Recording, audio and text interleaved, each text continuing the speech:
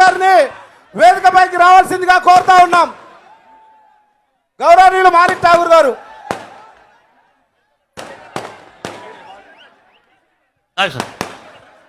మిత్రులారా, చాలా గర్వంగా ఉంది.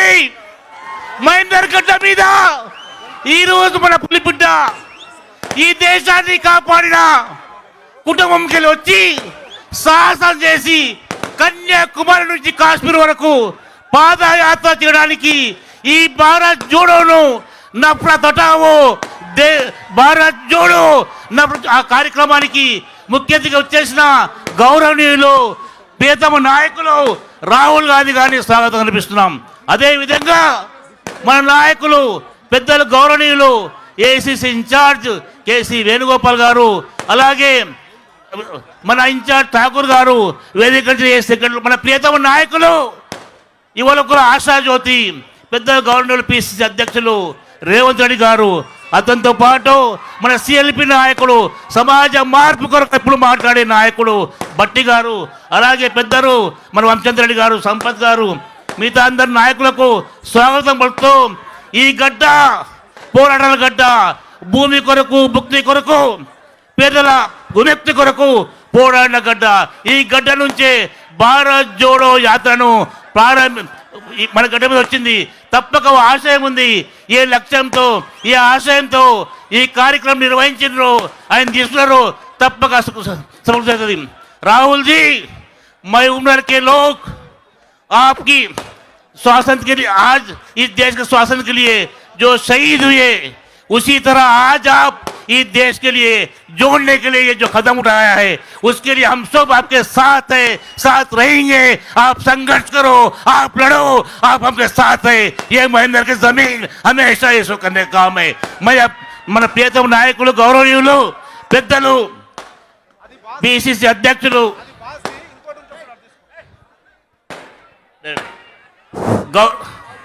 గౌరవనీయులు మన ప్రియతమ నాయకులు మన ఆశా జ్యోతి మనకు దశ చూపించే పెద్దలు గౌరవనీయులు రాహుల్ గాంధీ గారిని మాట్లాడాల్సిందిగా కోరుతున్నాం.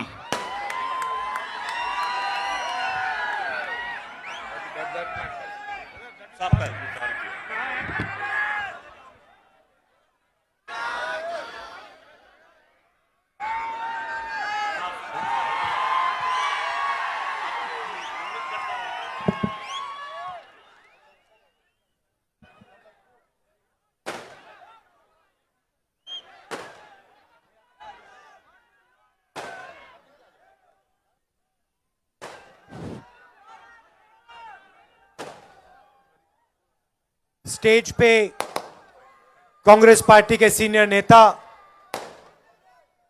हमारे प्यारे कार्यकर्ता भाइयों और बहनों, प्रेस के हमारे मित्रों, आप सबका यहां बहुत बहुत स्वागत. వేదికను అలంకరించిన సీనియర్ కాంగ్రెస్ నాయకులు, ఇక్కడికి విచ్చేసినటువంటి నా కాంగ్రెస్ కార్యకర్తలు, సోదర సోదరీమణులు, ప్రెస్ కి చెందినటువంటి మిత్రులు, మీ అందరికీ నేను ఇక్కడికి సాదరంగా స్వాగతం పలుకుతున్నాను. कुछ दिन से ये भारत जोड़ो यात्रा कन्याकुमारी से कश्मीर तक चल रही है. గత కొన్ని రోజుల నుంచి ఈ యొక్క భారత్ జోడో యాత్ర కన్యాకుమారి నుంచి కాశ్మీర్ వరకు నడుస్తున్నది. सुबह चलना शुरू करते हैं 6 बजे और शाम को 6-7 बजे हम रुकते हैं. ఉదయం 6 గంటలకు ప్రారంభమయ్యే ఈ యాత్ర ప్రతిరోజు సాయంత్రం దాదాపు 6-7 గంటలకు ముగుస్తున్నది. दिन भर हम तेलंगाना की जनता से बात करते हैं, माताओं से, बहनों से, किसानों से, मजदूरों से, छोटे व्यापारियों से, युवाओं से. उनके दिल में जो है उसको हम सुनते हैं. రోజంతా కూడా తెలంగాణలో ఉన్నటువంటి అనేక మందితోటి, లక్షలాది మందితోటి మాట్లాడడం జరుగుతుంది. తెలంగాణలో ఉన్నటువంటి తల్లులతోటి, సోదరీమణులతోటి, సోదరులతోటి, కార్మికులతోటి, రైతులతోటి, యువకులతోటి, విద్యార్థులతోటి అందరితో మాట్లాడి వారి మనసులో ఉన్న, వారి హృదయంలో ఉన్నటువంటి భావాలను అర్థం చేసుకునే ప్రయత్నం చేస్తున్నాము. 7-8 घंटे हम आपकी बात सुनते हैं और अंत में 15 मिनट हम अपनी बात रखते हैं. రోజు కూడా దాదాపు 6-7 గంటలు మీ మాటలు విని చివరగా రోజు 15 నిమిషాలు మాత్రమే నేను మాట్లాడుతున్నాను. भारत जोड़ो यात्रा हमने क्यों शुरू की? ఈ యొక్క భారత్ జోడో యాత్ర మనము ఎందుకు ప్రారంభించినాము? आप सबने देखा होगा कि देश में बीजेपी के लोग, आरएसएस के लोग नफरत और हिंसा फैला रहे हैं. మీరందరూ కూడా చూస్తున్నారు, ఈ దేశంలో భారతీయ జనతా పార్టీ అలానే ఆర్ఎస్ఎస్ మన మధ్యన ద్వేషాన్ని అలానే మన మధ్యన అహింసని ప్రేరేపిస్తున్నారు. एक भाई को दूसरे भाई से लड़ा रहे हैं. అన్నదమ్ముల మధ్యన పంచాయతీ పెడుతున్నారు, గొడవలు సృష్టిస్తున్నారు. एक तरफ बीजेपी हिंसा फैला रही है, नफरत फैला रही है, और दूसरी तरफ टीआरएस उनका पूरा का पूरा समर्थन कर रही है. ఒక పక్కన భారతీయ జనతా పార్టీ హింసని, ద్వేషాన్ని ప్రేరేపిస్తుంటే మరొక పక్కన టిఆర్ఎస్ పార్టీ భారతీయ జనతా పార్టీకి సంపూర్ణ మద్దతు ప్రకటిస్తున్నది. जो भी बीजेपी चाहती है टीआरएस लोकसभा में, राज्यसभा में कर देती है. భారతీయ జనతా పార్టీ ఏదైతే ఆశిస్తున్నదో అది టిఆర్ఎస్ పార్టీ 2 సభలలో, లోకసభలో, రాజ్యసభలో కూడా చేసి పెడుతున్నది భారతీయ జనతా పార్టీకి. भारत जोड़ो यात्रा का पहला लक्ष्य जो हिंसा और नफरत देश में फैलाई जा रही है, इसके खिलाफ खड़ा होना, इसके खिलाफ आवाज उठाना. ఈ యొక్క భారత్ జోడో యాత్ర మొదటి లక్ష్యం ఏదైతే భారతదేశంలో హింస అలానే ద్వేషాన్ని ప్రేరేపిస్తున్నారో దాన్ని అంతమొందించడానికి, దానికి వ్యతిరేకంగా పోరాడడానికి. हिंदुस्तान में आज 45 साल में सबसे ज्यादा बेरोजगारी है.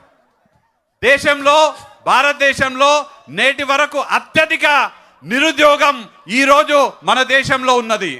सड़क पे मेरे साथ युवा चलते हैं, मैं उनसे पूछता हूं कॉलेज के बाद, यूनिवर्सिटी के बाद क्या करना चाहते हो?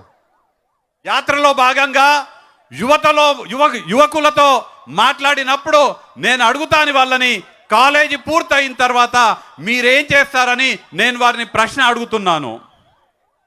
मैं पूछता हूं, कहते हैं, कोई कहता है आईएएस, कोई कहता है पुलिस, कोई कहता है आर्मी. నేను వారిని అడిగినప్పుడు వారు చెప్తుంటారు నేను ఐఏఎస్ అవుతానని, కొంతమంది పోలీస్ అవుతానని, కొంతమంది మేము ఆర్మీలో చేరతామని చెప్తున్నారు యువకులు. कोई सॉफ्टवेयर इंजीनियर बनना चाहता है, कोई सिविल इंजीनियर बनना चाहता है. కొంతమంది సాఫ్ట్వేర్ ఇంజనీర్ల మైదామని కలలు కంటున్నారు, కొంతమంది సివిల్ ఇంజనీర్లు కావాలనుకుంటున్నారు. युवाओं के ये सब सपने हैं. ఇవన్నీ కూడా యువకుల స్వప్నాలు, ఇవన్నీ కూడా యువకులు కోరుకుంటున్నటువంటి లక్ష్యాలు. इसके बाद मैं उनसे पूछता हूं क्या लगता है तुम्हें रोजगार मिलेगा? चुप हो जाते हैं. ఇవన్నీ విన్న తర్వాత వారిని నేను మీకు ఇవన్నీ కూడా అవుతాయని అనిపిస్తుందా అని అడిగినప్పుడు, మీకు ఉద్యోగాలు వస్తాయా అని అడిగినప్పుడు అందరు కూడా నిశ్శబ్దం పాటిస్తున్నారు. हजारों रुपए, लाखों रुपए शिक्षा में जाते हैं. వేల రూపాయలు, లక్షల రూపాయలు శిక్ష కోసం ప్రభుత్వాలు వెచ్చిస్తున్నాయి. मगर तेलंगाना के युवा को यह नहीं मालूम कॉलेज, यूनिवर्सिटी, स्कूल के बाद उसे रोजगार मिलेगा या नहीं. కానీ తెలంగాణలో ఉన్నటువంటి యువతకు వాళ్ళ కాలేజ్ అయిపోయిన తర్వాత వారికి ఉద్యోగాలు వస్తాయా రావా అనే విషయం వారికి ఇంకా స్పష్టత లేదు. यहां पे भाइयों और बहनों आपके चीफ मिनिस्टर नहीं है, यहां के राजा हैं. ఇక్కడ మన రాష్ట్రంలో మనందరికీ సోదర సోదరీమణులకి ఇక్కడ ముఖ్యమంత్రి లేడు, మన రాష్ట్రంలో ఒక రాజు పాలిస్తున్నాడు. ये इनका एक ही लक्ष्य है, तेलंगाना की जनता से उनकी जमीन, उनका पैसा कैसे लिया जाए. వారిది ఒకటే లక్ష్యం, రాష్ట్ర ముఖ్యమంత్రి ఒకటే లక్ష్యం, తెలంగాణలో ఉన్నటువంటి ప్రజల నుంచి భూమిని ఎట్లా లాక్కోవాలి, వాళ్ళ దగ్గర ఉన్నటువంటి పైసలను ఎట్లా లాక్కోవాలని.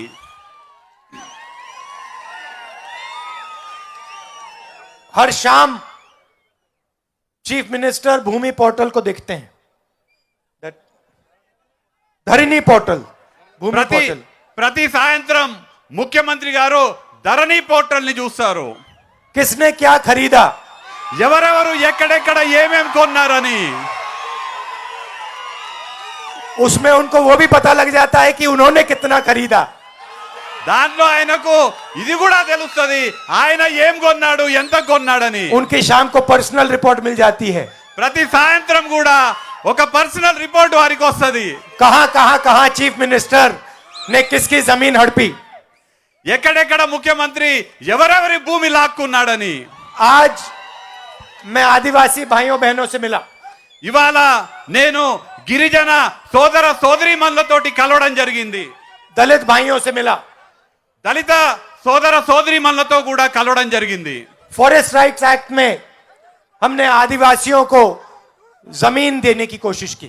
అటవీ హక్కుల చట్టం ద్వారా మనము మన గిరిజనులకి భూమి పైన హక్కు ఇచ్చే ప్రయత్నం చేసినాము. लाखों लोगों को हमने उनका जमीन का हक दिया. లక్షలాది మంది గిరిజనులకి మనము వారికి భూమి హక్కు ఇవ్వడం జరిగింది. मगर आज तेलंगाना की सरकार दो चीजें कर रही है.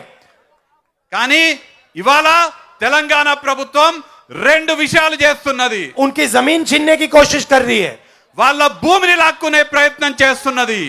और जिनके पास जमीन है उनको उस जमीन पर खेती करने का हक नहीं दे रही है. అలానే ఎవరి దగ్గర అయితే భూమి ఉన్నదో ఆ భూమి పైన వారిని సేద్యం చేయనీయకుండా ప్రయత్నం చేస్తున్నది. दलित भाइयों और बहनों को हमने 25 लाख एकड़ दिलवाए थे. దళిత గిరిజన దళితులకు దళిత సోదర సోదరీమణులకు మనం 25 లక్షల ఎకరాలు ఇవ్వడం జరిగింది. उसको कैंसिल करने की कोशिश हो रही है. వాటన్నిటిని కూడా రద్దు చేసే ప్రయత్నం ఈ ప్రభుత్వం చేస్తున్నది. जमीन आज तेलंगाना में सबसे बड़ा मुद्दा है. ఇవాళ తెలంగాణ రాష్ట్రంలో అన్నిటికన్నా ముఖ్యమైనటువంటి అంశము భూమి అంశము. और इससे सबसे ज्यादा कष्ट तेलंगाना की जनता को हो रहा है. ఈ విషయంలో అన్నిటికన్నా ఎక్కువ కష్టము తెలంగాణ ప్రజలకు కలుగుతున్నది. हमारी सरकार आएगी तो फॉरेस्ट राइट एक्ट को हम 100% इंप्लीमेंट करके दिखाएंगे. మన ప్రభుత్వం వస్తే అటవీ హక్కుల చట్టాన్ని 100% అమలు చేస్తాము. और जो दलितों को हमने जमीन का वायदा किया था, जो पट्टा दिया, उसका पूरा का पूरा हक हम उनको देंगे. అలానే దళితులకు ఏదైతే భూమి పైన హక్కు ఉంటుందో, దళితులకు ఏదైతే భూమి మనము వారికి వాగ్దానం చేసినామో భూమితో పాటు పూర్తి హక్కులు ఇచ్చేటట్టుగా మన ప్రభుత్వం వచ్చిన తర్వాత और చేస్తాం. ये धरनी पोर्टल में जो बेईमानी हो रही है, गलत नाम डाले जा रहे हैं, इसको हम ठीक करेंगे. అలానే ధరణి పోర్టల్లో ఏదైతే అన్యాయం జరుగుతుందో, ఏదైతే తప్పుడు పేర్లు పెడుతున్నారో వీటిని అన్నిటినీ కూడా సరి చేసే బాధ్యత మనం ఖచ్చితంగా తీసుకుంటాము. बेरोजगारी का सबसे बड़ा कारण नोटबंदी और गलत जीएसटी. ఈ రోజు ఉన్నటువంటి నిరుద్యోగానికి ముఖ్యమైనటువంటి కారణం నోట్ల రద్దు, అలానే లోపభూయిష్టమైనటువంటి జీఎస్టీ. आज मैं बुनकरों से मिला, हैंडलूम इंडस्ट्री में जो काम करते हैं उनसे मिला.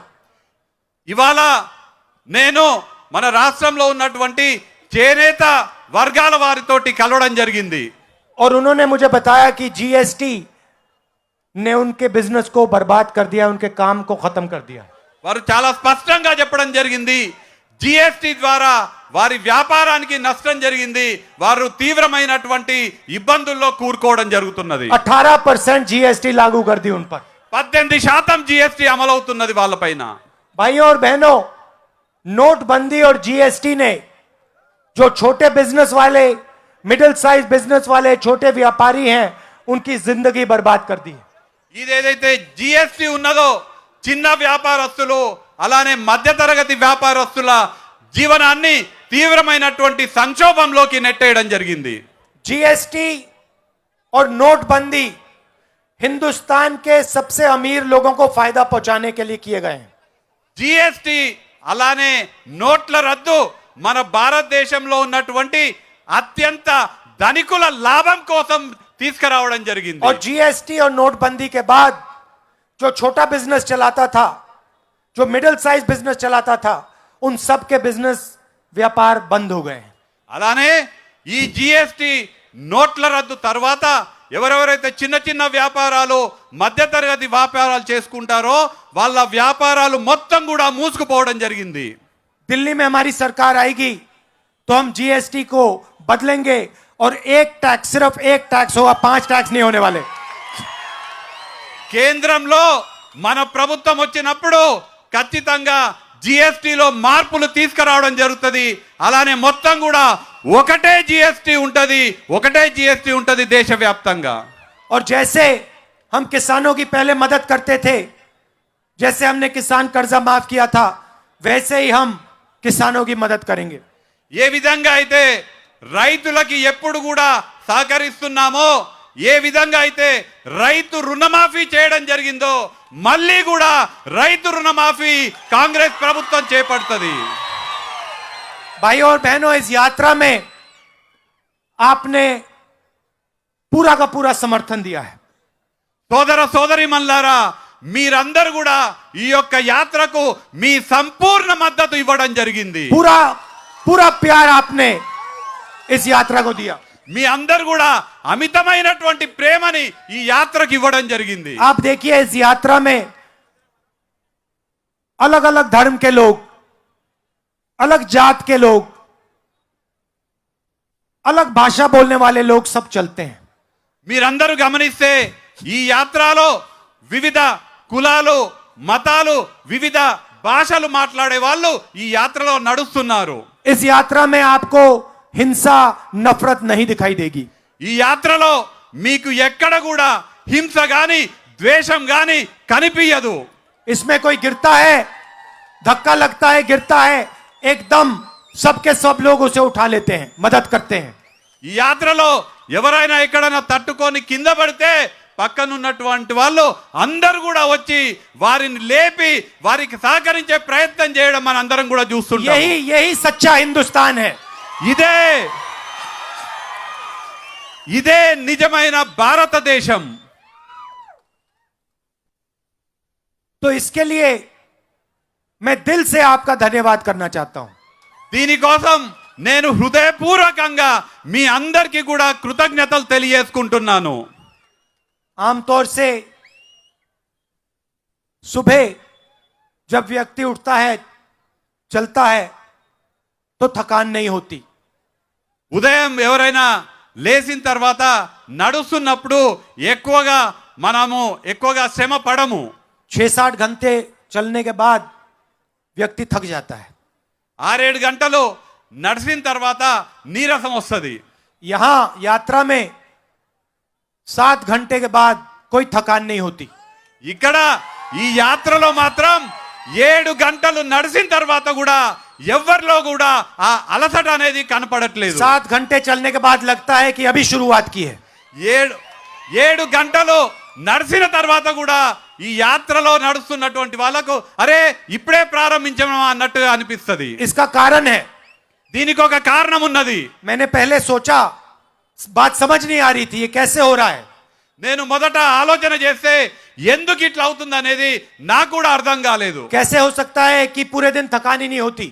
అట్లెట్లా రోజు మొత్తం నడిస్తే కూడా మనకెందుకు శ్రమ అనిపించట్లేదు, మనం ఎందుకు నీరసం అవ్వట్లేదు అనేది 25 అనిపిస్తుంది. किलोमीटर चलने के बाद थकान नहीं हो रही। 15 కిలోమీటర్లు నడిచినాక కూడా 25 కిలోమీటర్లు నడిచినా కూడా ఏమాత్రం కూడా నీరసం అనిపించట్లేదు. फिर बात मुझे समझ आई। తర్వాత నాకు అర్థమైనది, मैं आपकी शक्ति के साथ चल रहा हूं। నేను మీ అందరి శక్తి ద్వారా నడుస్తున్నాను. आपकी मदद से चल रहा हूं। మీ అందరి మద్దతుతోటి నేను నడుస్తున్నాను. आपके प्यार से चल रहा हूं। మీ అందరూ చూపిస్తున్నటువంటి ప్రేమతోటి నేను నడుస్తున్నాను. इसीलिए यात्रा आसान है అందుకే ఈ యాత్ర చాలా సులభంగా అవుతున్నది. और ये यात्रा अब कश्मीर में जाके खत्म होगी, रुकेगी। ఈ యాత్ర ఇప్పుడు ఎక్కడ కూడా ఆగేది లేదు, కాశ్మీర్ లో ఆగుతుంది ఈ యాత్ర. फिर से आप सबका दिल से धन्यवाद करना चाहता हूं। నేను మరొక్కసారి మీ అందరికీ కూడా హృదయపూర్వకంగా కృతజ్ఞతలు తెలియజేసుకోదలుచుకున్నాను. और आपको याद दिलाना चाहता हूं कि बीजेपी और टीआरएस एक साथ काम करते हैं, एक साथ तेलंगाना और हिंदुस्तान के लोगों का फायदा उठाते हैं। ఇక్కడ భారతీయ జనతా పార్టీ టిఆర్ఎస్ రెండు కూడా కలిసి పనిచేస్తున్నాయి. రెండు కూడా భారతదేశంలో కలిసి పనిచేస్తూ ప్రజలని మోసం చేస్తున్నాయి. चुनाव के समय ये ड्रामा करते हैं, मगर ये दोनों एक साथ हैं। ఎన్నికలప్పుడు వీళ్ళిద్దరు కూడా డ్రామాలు చేస్తారు, కానీ వాస్తవానికి వీళ్ళిద్దరు కూడా ఒక్కటే. और कांग्रेस पार्टी गरीबों के साथ, कमजोर लोगों के साथ, छोटे व्यापारियों के साथ, किसान और मजदूर के साथ।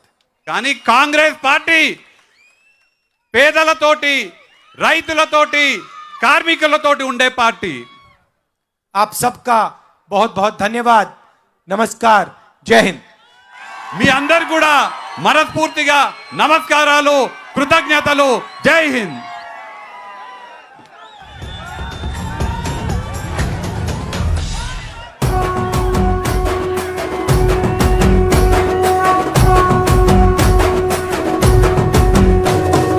మూడు రంగుల జెండా బట్టి సింగమోలే కదిలేనాడు ఒక్కరో కాంగ్రెస్ సూర్యుడు మన రాహుల్ గాంధీ నిగదీసి అడిగే మునగాడు. వీడు భూమిన వానైతాడు, బీద సాదల ధైర్యం వీడు, దోపిడి దొంగల భరతం పడతాడు. మన రాహుల్ గాంధీ దేశం బంగారు పోతే అవుతాడు.